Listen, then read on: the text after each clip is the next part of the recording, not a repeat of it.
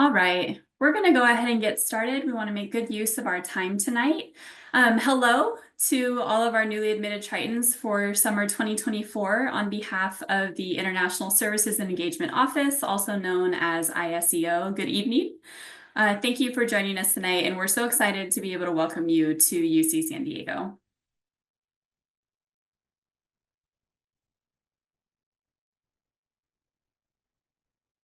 And again, a warm welcome. My name is Jessica Boyle, and I will be hosting this session tonight. I am an international student advisor here at ISEO. As we get started, I just want to briefly introduce myself, and I hope that I get to meet you in person sometime soon.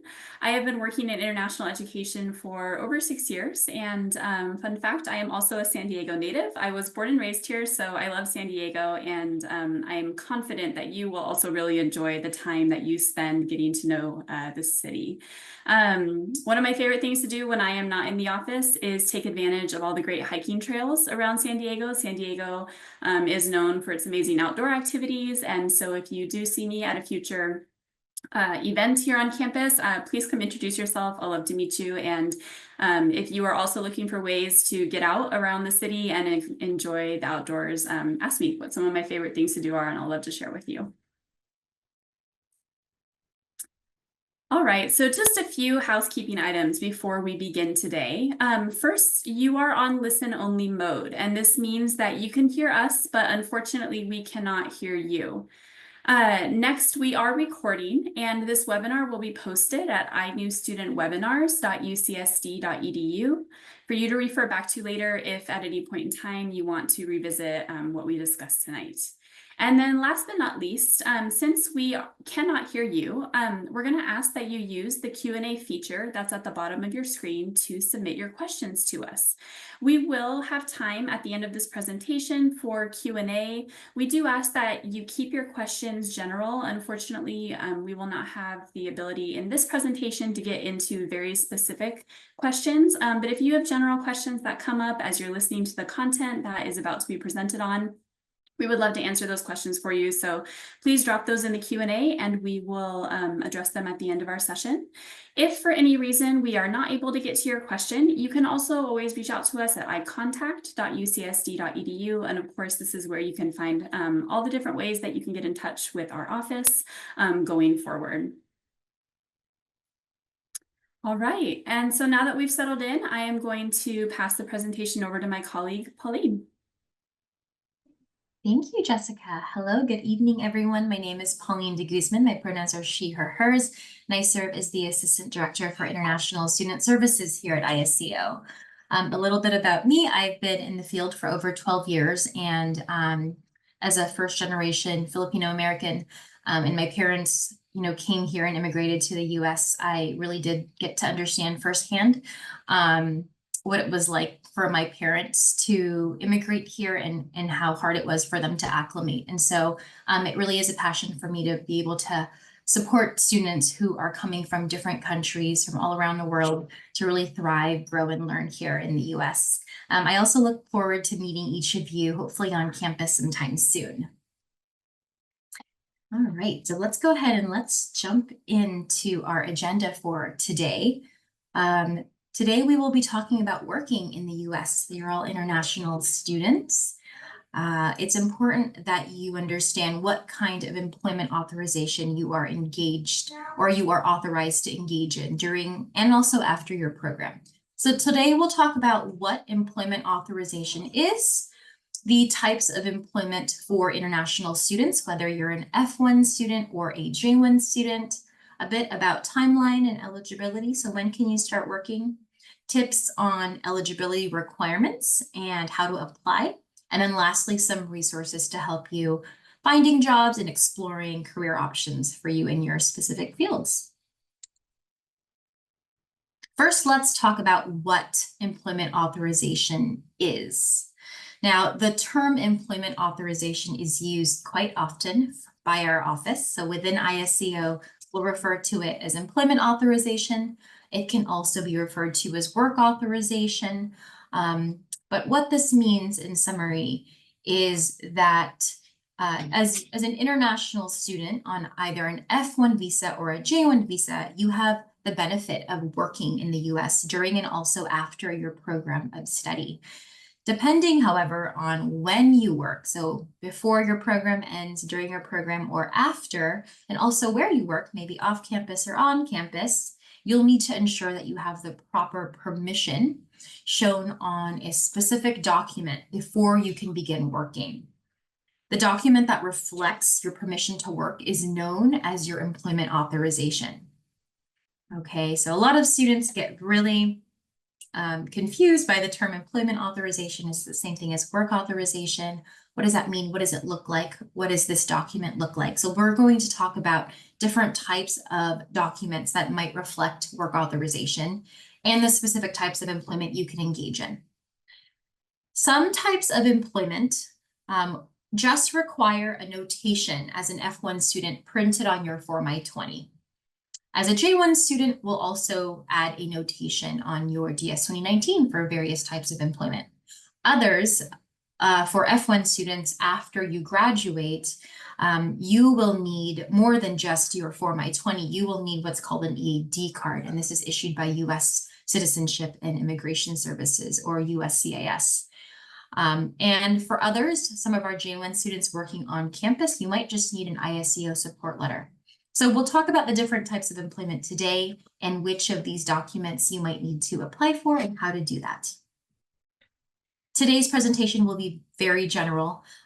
It's to ensure that we don't provide you too much information. It's quite overwhelming. This is a lot of detail. I'll provide links for how to refer to each type of employment if you want to do a bit more digging or research on a specific type.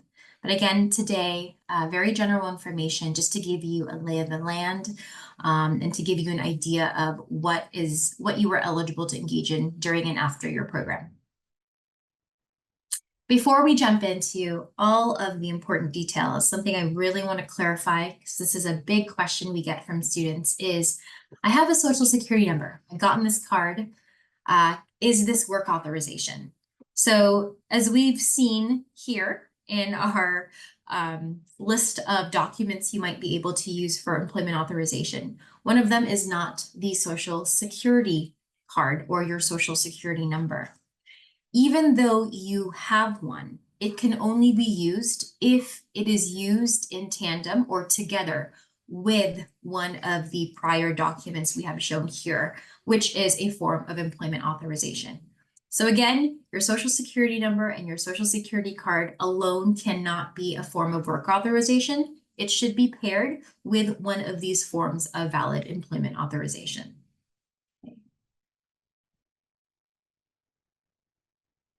Let's talk about the different kinds of employment you can engage in.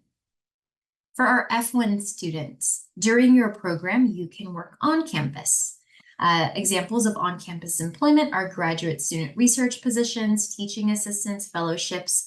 You can also work on any vendor at UC San Diego's campus. So this includes the UC San Diego bookstore, any of the places within the Price Center. You can even work at Target, which is located here on campus, or the Starbucks, for example. But anything that is physically located on UC San Diego's campus is considered on-campus employment.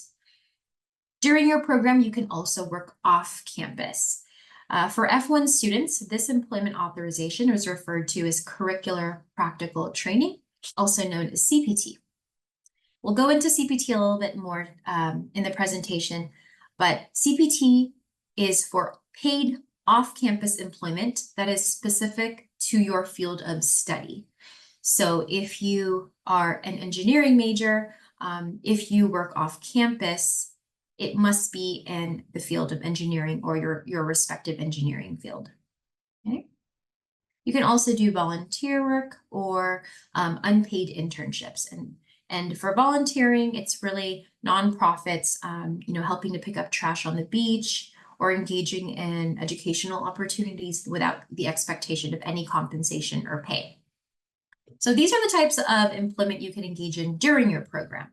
Now, once you've graduated, once you have completed all of your degree requirements, in order to work in the US, you must apply for what is known as post-completion optional practical training, or OPT. Any of the types of employment that we talked about during your program, you can do after your program, but you must have authorization for OPT. And again, we'll talk about OPT a bit today. Okay. For our J1 students, very similar, you can also work on campus. Same examples as a graduate student researcher, a teaching assistant, and so forth. For students who are on a J1 visa looking to work off campus, again, in their respective field of study, you will apply for what is called pre-completion academic training, or AT. You may also engage in volunteer or unpaid internships. And after your academic program has ended, you will need to have obtained post-completion academic training, also known as AT, in order to engage in any employment. So one big question is, great, I'm excited that I can engage in these types of employment. When can I start? So we'll go back to our slides here that show each type of employment authorization. For our F1 students, you can begin working on campus up to 30 days before your program starts. If you are a transfer student, so you transferred your CBIS record from your previous institution to UC San Diego, you can begin as soon as you receive your Form I-20 from UC San Diego. For curricular practical training, this is paid off-campus employment. You must have completed at least one academic year of enrollment on your current CBIS record. And we'll talk about what this one academic year requirement is in another slide. For volunteer work or unpaid internships, you can also begin up to 30 days before your program begins. We won't go too deep into post-completion OPT, but because you all have plenty of time since you're starting your program just now to plan for OPT, all you have to know is in order to start OPT, you should have already met all of your degree requirements and also have met the one academic year requirement. There is a specific window and that you can apply for OPT, and it does revolve around your program end date. And during your program, we will offer informational sessions on OPT pretty regularly. So you have many opportunities to learn about OPT and how your respective timeline will look like.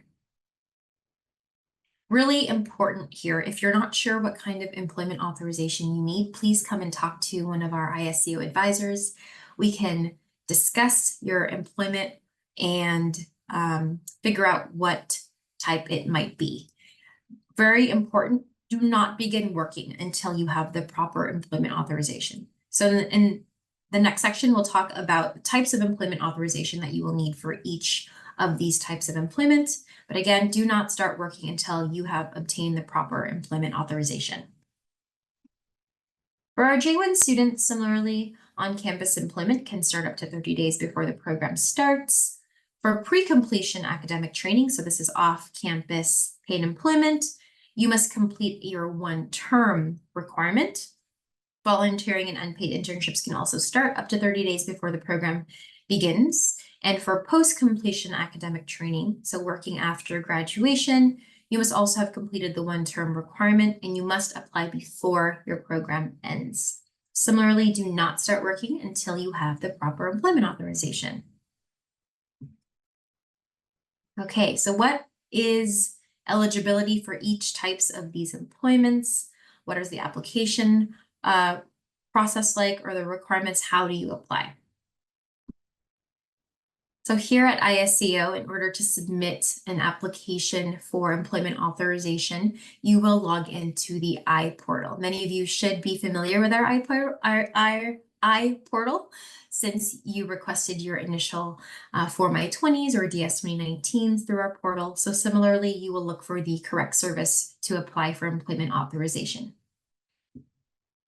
Let's start with our F1 students. For on-campus employment, again, you can begin up to 30 days before your program starts. Your job can be paid or unpaid on campus. You don't have to enroll in any specific classes to receive credit for any on-campus work. And your job does not need to be related to your major. So you can work at Starbucks as a barista, for example, or at Target, right? Again, does not need to be related to your major. During the academic year, you are limited to 20 hours or less. And during vacations and breaks, you can work more than 20 hours. What's great is F1 on-campus employment actually does not have a specific application. So on your F1 Form I-20, as long as that document is valid and your program has either begun or it's within 30 days of the program starting, you can go ahead and accept any type of on-campus employment. Okay, you'll just need to show your Form I-20, your valid Form I-20 to your on-campus hiring department. You can visit iwork.ucsd.edu to learn more about on-campus employment. Let's talk about F1 off-campus employment, also known as CPT. So for CPT, you must have met the 1 academic year requirement.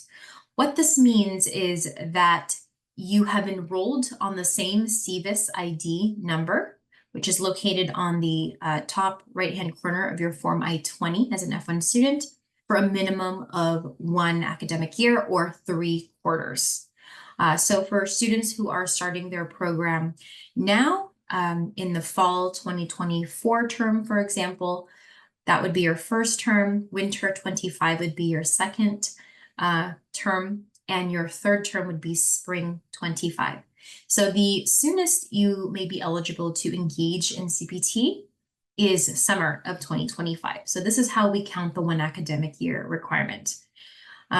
Students who have transferred to UC San Diego from a previous institution and have the same exact CVIS number can count anytime in their previous institution, as long as it was in a degree program towards the 1 academic year requirement.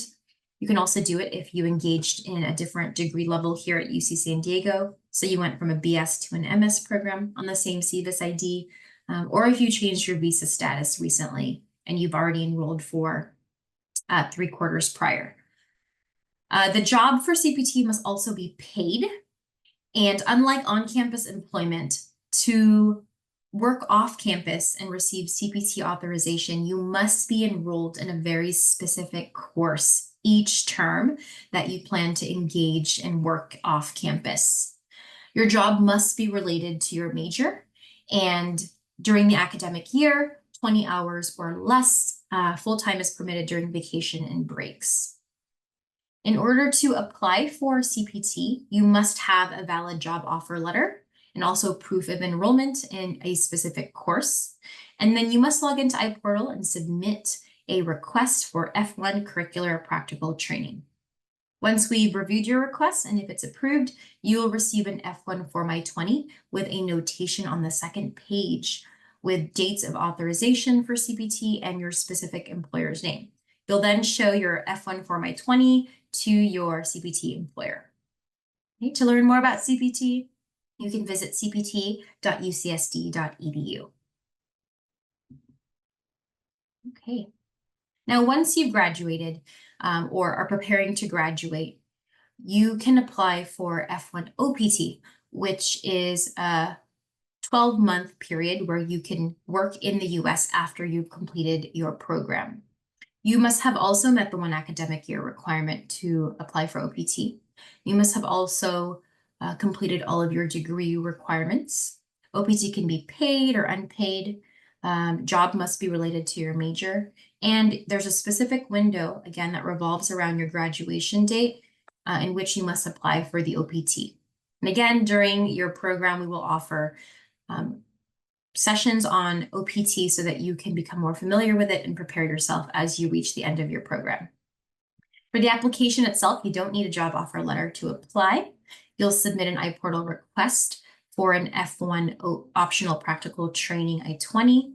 And once you receive that I-20 from our office, you'll actually submit a complete application to U.S. Citizenship and Immigration Services, or USCIS. Once they approve it, they will then issue you what's called an Employment Authorization Document, or EAD card. This document is what is required to show to your OPT employer to begin employment. Okay? If you want to learn more about OPT, visit opt.ucsd.edu. Some basic tips when employing as an F1 student for employment authorization. research eligibility and requirements at least really 1/4 or 3 months before you plan on working. I can't tell you the amount of time students, find a job and say, hey, I want to start working in 2 weeks. But with the amount of time it requires for work authorization to become approved, unfortunately, that's not always something that they can accept or begin. So really start looking at the requirements 1/4 before you plan to start working or looking for summer internships, and plan ahead. The document that you need to start working is either your Form I-20 or an EAD card. And it's really important that you understand you cannot work without having the prior authorization in front of you in your hand. Okay. Many students might ask, well, what if I volunteer? What if I start working but don't get paid? Unfortunately, that is unauthorized employment. We do not recommend it. We highly advocate that students apply for their authorization well ahead of time, so that they can engage in authorized employment during and after their program. Okay. We'll touch briefly for our J1 students regarding their types of employment authorization. So J1 on-campus employment is similar to our F1 students. You can start up to 30 days before your program starts. Job can be paid or unpaid. There are no specific course requirements, does not need to be related to your major. Part-time, 20 or less hours during the academic year. Okay to work full-time during vacations or academic breaks. For the application, however, as a J1 student, in order to work on campus, you must have a letter from your on-campus hiring department. So this is the UCSD bookstore or maybe your academic department, but you'll need to get a letter of employment from them.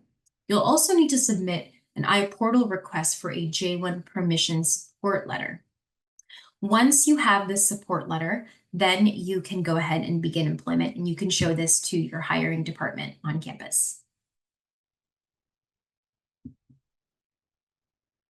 For J1 pre-completion AT, so this is working off campus during your program of study. Again, basic requirements very similar to our F1 students working on CPT. For our J1 students, you do have to meet the 1 academic quarter requirement. So it's a bit shorter. You only need to enroll in 1 quarter on that CVIS ID. Your job can also be paid or unpaid. You must enroll in a specific class that gives you credit for your academic training experience. Your job must be related to your major. And again, part-time during the academic year, can work full-time during vacation and academic breaks. You must have also a job offer letter in order to apply and proof of enrollment. And you'll log into the iPortal to submit a request for the J1 academic training. Once we've reviewed and approved it, you will receive a J1 Form DS-219 with academic training notated. And this is what you'll show your off-campus employer. To learn more about AT, again, at.ucsd.edu. Similarly for J1 post-completion academic training, so after J1 students complete their program, they can also apply for a period of time in which they can work after graduation. You must have met the 1 quarter requirement as well. Job can be paid or unpaid. You must have completed all of your degree requirements, and job must be related to your major. And you need to work a minimum of 20 hours a week during post-completion academic training. For your application, you will need a job offer letter from a US employer. You need proof of degree requirements that are on track to be met or have been met. And you need to submit an iPortal request for the J1 academic training. Likewise, we will issue an updated J1 Form DS-2019 showing extended program dates and academic training notation. Okay, I'm going to touch briefly on the length of academic training for our J1 students. For our bachelor and master's degree seeking students, the total training period for academic training includes both anything you do pre-completion, so during your program, and also post-completion. And together it cannot exceed 18 months. So if you do 9 months of pre-completion academic training, after you graduate, you're only eligible for another 9 months of post-completion academic training. For our PhD students on a J1 visa, you're eligible for a total of 36 months. And again, including a combination of pre-completion and post-completion. Do note that you are limited to 18 months of academic training prior to your degree completion. So pre-completion is limited to 18 months. The remaining time must be used after program completion. For our EAP students, so our EAP reciprocity or our global exchange students, you all come usually and stay with us for a shorter period of time. And the total amount of academic training you are eligible for is equal to the amount of time or duration of your program. So if you are on a 1-quarter exchange program with us here as a J1 EAP student, then you are also eligible for 3 months of academic training. Likewise, if you have 2 quarters here with us, 6 months, and 3 quarters, 9 months. And again, the total amount must be in combination of pre-completion and also post-completion. Some J1 tips. You must apply for post-completion academic training before your program end date on your Form DS 2019. So this is a big deal. And again, please make sure that you're discussing academic training with ISEO or doing research on our website before you graduate so that we can make sure that you are prepared for next steps in the application process. Okay, so this is a big question that we always get. What about my social security number? I don't have one yet. How do I apply? All right, so let's talk about what a social security number is quickly. A social security number, it's a 9-digit identification number. It's issued by the US government and it's specifically for tax purposes. It's required for any F1 or J1 student who will be earning money in the US, okay? In order to apply for a social security number, you must first have work authorization from UC San Diego. So all of the types that we discussed today, on-campus employment, F1 CPT, J1 academic training, or authorization from USCIS for the post-completion OPT, any of those types of valid employment authorization will allow you to apply for a social security number. Your social security number is not issued by our office. It is not issued by ISEO. However, we do provide you with what is called a social security support letter, and you will then use this letter in addition to the work authorization that you've obtained from our office or from USCIS to then apply for a social security number from the Social Security Administration office. This is a government office off campus, not affiliated with UC San Diego, but they will have a list of documents you need to bring to them to apply. And again, it's going to be our Social Security support letter, SSN letter, in addition to work authorization and in addition to all documents. Okay. While your work authorization does expire, once you receive a social security number, it's a unique number and it's permanent and it will never change. So if after you've completed your degree program here at UC San Diego, you pursue another degree program at a different US institution, you will be able to still use the same social security number. So it's yours for life. And again, as I've emphasized earlier, keep in mind that obtaining an SSN is not the same thing as obtaining work authorization. An SSN is only valid and can be used when paired with proper work authorization.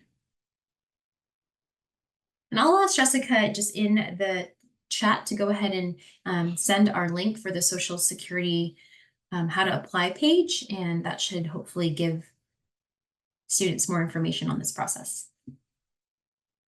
Okay.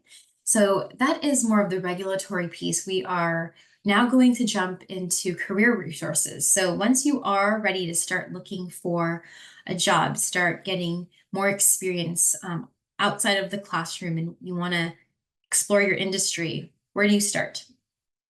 First, very, very easy vanity link here, iwork.ucsd.edu. It points to all the different types of employment authorization we talked about today. So please remember this URL, keep it handy, refer to it often, and also utilize your support system. So we are here for you, and we often will talk through timelines with students, especially if you're nearing the end of your program. How do you start looking and networking? What should you be prepared for? What kind of job offers might you want to start looking at? Those are questions that you might want to direct more to your academic department or professors, faculty, or your career advisors within your departments. So you have a lot of resources here at UC San Diego that will help you with your career exploration, in addition to ISEO on the visa and immigration side.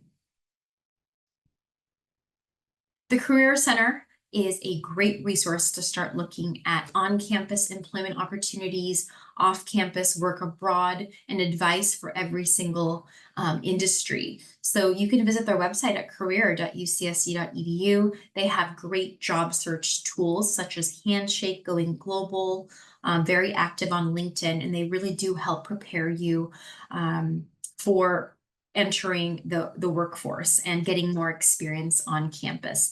They have great ways for you to prepare for your first job interview. They'll help review your resume or help you practice your interview skills. So they have really great resources to help prepare you. Again, some tips, last minute tips here. Visit iworked.ucsc.edu. Plan ahead. Employment authorization takes time. It's not something we can issue overnight. Do make sure that you're talking to your academic department within your majors and your faculty, your PIs, create connections, make those impressions, and start now. Students who have a really great relationship with their faculty and their PIs now go on to work on campus for postdocs after graduation. So really start making those connections and networks now. Within the Career Center, again, career.ucsc.edu, we have two wonderful colleagues, Jessica Wilson and Josue Pinel. They focus on career employment for our international students, graduate and undergraduate. I'm putting their email addresses here if you'd ever like to reach out. But again, you can just visit their website, and they have great ways to either connect on career options or to help you explore and just figure out what job you should be looking for or what your interests are. Okay, so at this time, I'll go ahead and I will pass it back to Jessica. Excellent. Thank you, Pauline. All right, so in just a moment, we will move into our time of Q&A. So if you have any general questions that came up during Pauline's presentation, now is a great time to use the Q&A feature at the bottom of your screen to submit those to us. But before we get into our Q&A, I want to spend just a few moments wrapping up our presentation by highlighting some of the ways that you can get engaged with our office and your new community here at UC San Diego. Particularly this month and next month, we have a lot of fun welcome events coming up for orientation. The first of which is our global coffee hours. The first one is actually tomorrow morning. So if you are free and awake between the hours of 8 to 10 a.m., we would love to meet you in person. Come out to University Center 409 Dance Hall for a free coffee and a free pastry. Meet some staff from our office, start to meet other incoming international students and members of our campus community. Our global coffee hours happen every month. They are one of our most popular events. Everyone loves free food, right? So if you're interested, please visit our events calendar, which is ievents.ucsd.edu, and RSVP. It will just take a second to let us know that you're coming.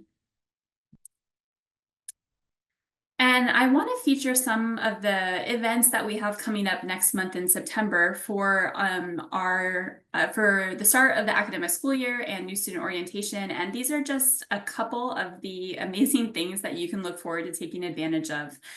So coming up, one I want to highlight is our UC San Diego bus tour. This is an all-day tour that we'll be offering twice, so on September 14th and September 21st, where you can explore the greater San Diego area and your new home for the next year or few years, right? Alongside other international students and a couple staff from our office, we will take you on a bus all around San Diego and show you some of San Diego's most popular spots to hang out and enjoy. On Thursday, September 19th, we have our International Student Fan Fest, which is our collaboration with athletics, where you can enjoy free pizza, play fun games, win prizes in our raffle, meet some of our international scholar athletes, and learn all about the D1 sports scene at UC San Diego. So if you are a sports fan, you enjoy athletics energy, you want to meet other students who are interested in that, definitely check out this event. And on Wednesday, September 25th, we have our International Mixer, which is our big kickoff event for the academic school year. So we will come together as an international community and celebrate the start of the school year. This is a really excellent opportunity to meet other members of the international community here at UC San Diego, and again, meet some staff from our office. So I hope that these kind of get you excited about what you have to look forward to as the year kicks off. And now for our social events, these are specific to undergraduate and graduate students. On Monday, September 18th, we'll have our social for international graduate students. And I don't think we have a picture of it here, but the very next day, September 18th, we'll have our International Peer Coach Open House, which is for our undergraduate students. And then if you were part of the Global Ambassador Program this summer, on Wednesday, September 27th, we will have our Gap Mixer for those of you that might have participated in the Global Ambassador Program. Something else to watch for on our events calendar is meetups. So we will have a lot of meetups at the start of the academic school year. These will be interest groups that are hosted by current international students as a way to meet all of you, our new incoming international students. So these are great to look for, particularly if you are looking to make connections with people who may have similar interests as you do. Definitely check out our events calendar and look for all of the various meetups that will be going on. So you have heard me mention our iEvents calendar now a couple times. This is your one-stop shop to see what is going on in the international community here at UC San Diego all year round. You can access it by going to ievents.ucsd.edu. Check back frequently. There's always new and fun and engaging things to take part in. You'll also, this is where you'll also find some of the more maybe regulatory information workshop sessions that Pauline mentioned, like our OPT info sessions. Those are also posted here. So I definitely encourage you to get used to checking our iEvents calendar for what might be going on. All right. And then last but not least, before we move into our time of Q&A, if you don't mind, we'd welcome you to use this QR code to quickly fill out our survey. We would love to hear your feedback on this presentation so we can continually improve these sessions and better serve you. While you're filling that out, a few reminders again, ievents.ucsd.edu is your one-stop shop to see what's going on with our office in the international community. And this is also where you should register for any of those sessions I mentioned or anything else you see that you are interested in participating in. If you have specific questions you'd like to talk to an ISEO advisor about, all of the various ways that you can get in touch with us, including our virtual advising appointments or our walk-up in-person advising, are available at icontact.ucsd.edu. And then last but not least, if you're not following us on social media, please do. We have an Instagram account, which is at istudents.ucsd.edu, or I'm sorry, .ucsd. And this is also a great place just to watch what's going on in the international community, get reminders about important events and deadlines that you might want to pay attention to. All right, at this time, we're going to move into the Q&A portion of this presentation. It looks like so far we have one question submitted that I think is a great place to start. So Pauline, we have a student who is asking, as you know, we have several graduate programs at UC San Diego that are not 12 months long. If a student is in a program that is maybe 9 months or 10 months or 11 months, is this program considered to meet the one-year academic requirement for employment authorization? That's a great question. So unfortunately, no. In order to be eligible for practical training, so for F1 students, curricular practical training, CPT, or F1, or for CPT, you need to have met the one academic year requirement, which is a full, oh, I'm sorry. I misread that question, Jessica. So the question is, it's an 11-month program, correct? Yes, okay. So one academic year is considered 3/4 or essentially nine months. So as long as you've enrolled in 3/4, which is likely fall of 24, winter of 25, and spring 25, you will be eligible for both CPT and OPT after completion of the 3 terms. So yes, I apologize. Thank you, Pauline. I was going to let you answer and then reconfirm. Yes. It's like, what am I Yes. saying? Yeah, no, this is a great question. You'll notice that the 1-year requirement is for academic years, right? Not calendar Yes. years. There is a differentiation made. So just to reconfirm, Mhm. we do have graduate programs at UC San Diego that are not a full 12 months calendar years. If it's a full 1-year graduate program, it might be less than 12 months. That is okay. Yes, that is okay. Yes. For students who are enrolled in a 1-year program, it is important to note you may not be eligible for CPT, right? Which is a type of employment authorization during your program, because you'll need to have met the full 3/4 first before you can start. But you will be eligible for post-completion OPT or work after graduation. So just something to note. Right. It looks like we have no other questions submitted at this time, but maybe we will just wait a second or two to see if anyone else has any other questions. If you do, please go ahead and submit them to us now. This is a great time to get your general employment questions answered live.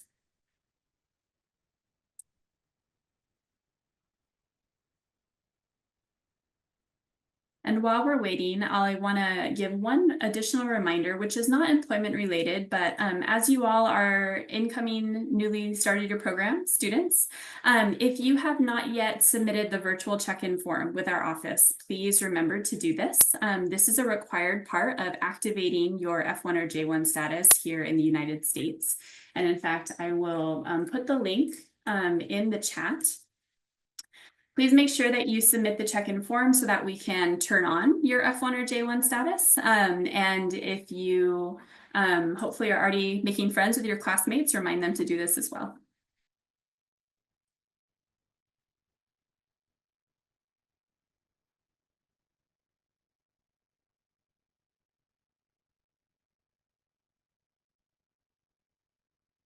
All right, it looks like we maybe have no other questions at this time. So thank you all so much for coming out tonight and spending this time with us. Hopefully this information provided you with a good bedrock, maybe on top of what you've already learned from your iTriton online training to get you started about what your employment options might be going forward. Again, follow us on social media. If you have additional questions that come up in the future, stop by icontact.ucsd.edu to get in touch with our office. And we look forward to meeting you in person at an event soon. Thank you so much and have a great rest of your evening.